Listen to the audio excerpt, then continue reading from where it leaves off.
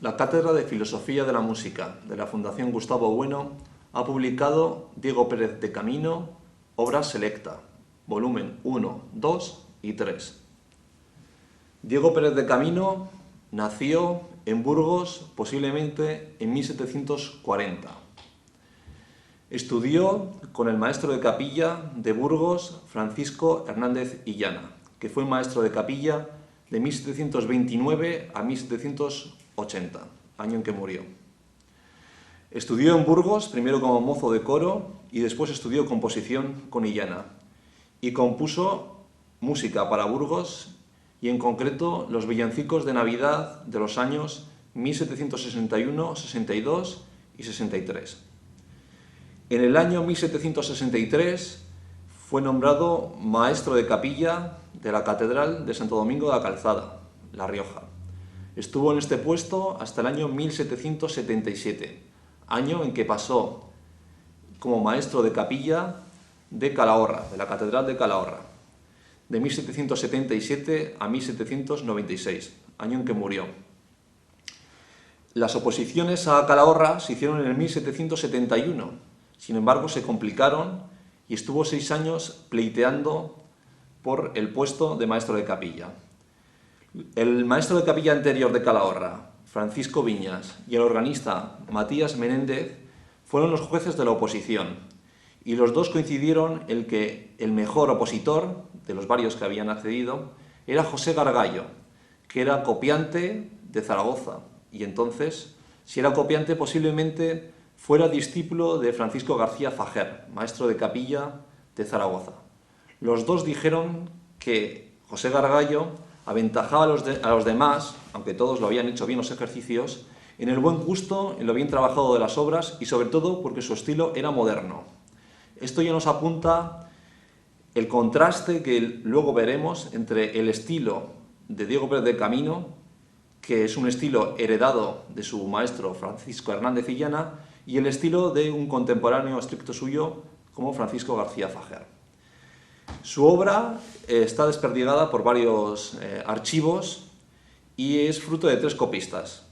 El primer copista es el mismo, que copiaba los borradores, evidentemente, que componía, pero también las partichelas. La mayoría de las partichelas conservadas de sus obras son copias de Diego Pérez de Camino. El segundo copista es su maestro, Francisco Hernández Illana, sobre todo en las obras escritas para Burgos. Componía las obras y su maestro escribía las partichelas. Otro copista que se encuentra en todos los archivos es Tomás Vélez Calderón, que fue maestro de capilla de La Guardia, Álava, y había estudiado en Burgos con Diego Pérez de Camino, y hace poco he encontrado una carta de Tomás Vélez Calderón, escrita a Diego Pérez de Camino, agradeciéndole los borradores que le habían enviado y pidiendo perdón por el retraso de los borradores. El contacto entre Calderón y Camino parece que fue constante y Calderón copió muchas obras de Camino que se conservan, como ya digo, en todos los archivos.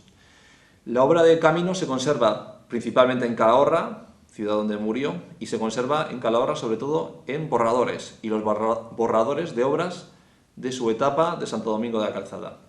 Se conserva en Santo Domingo de la Calzada, donde se encuentran actualmente prácticamente todas las obras que dejó al partir. Se conserva la lista de las obras que dejó al marchar y comparando la lista de las obras que dejó al marchar y las que actualmente se conservan son prácticamente las mismas.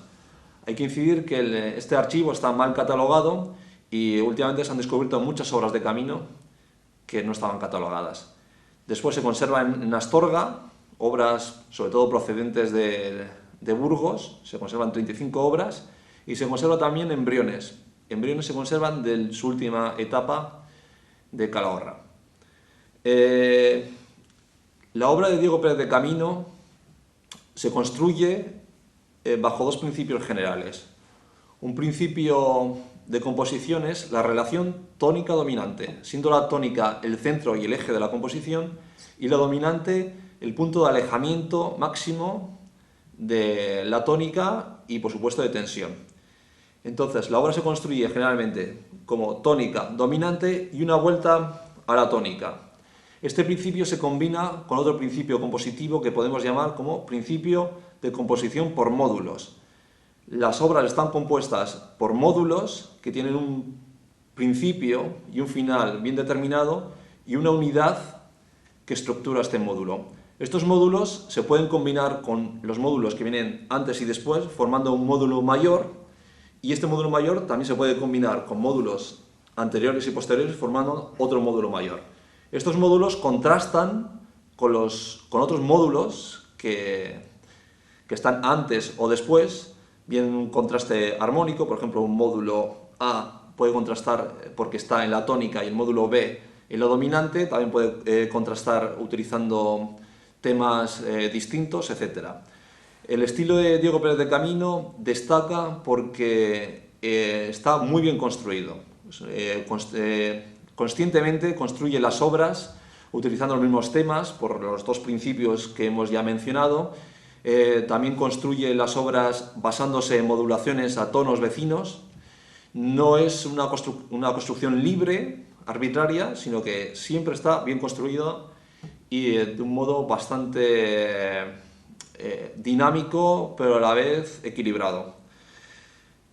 Podemos contrastar el estilo de Diego Pérez del Camino con el estilo contemporáneo de Francisco García Fajer, que fue maestro de capilla de Zaragoza de 1756 a 1809 y anteriormente había estado en Italia y estudiado en Italia. La estética de García Fajer la podemos comparar con la poética de Ignacio Luzán, que se publicó en el 37, pero se volvió a publicar en 1789. Luzán propugnaba en literatura la verosimilitud y la sencillez, y atacaba el uso del ingenio porque consideraba que las obras frutos del ingenio eran artificiales, no naturales, y el fin del arte debía ser el conmover naturalmente y no el sorprender mediante el ingenio. La música de García Fajer es música clara y sencilla, que se construye a partir de periodos muy bien delimitados, musicales, frases muy delimitadas, frente a las frases más bien irregulares de Camino.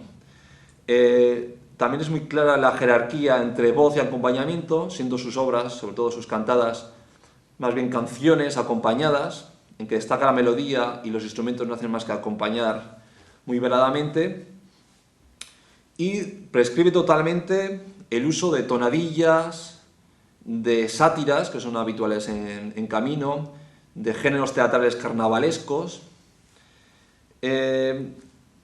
Para García Fajer, la música religiosa debía inspirar devoción y la música profana debía causar placer, mientras que para Camino, siguiendo una tradición anterior, la música religiosa podía causar placer porque esto es signo de salvación.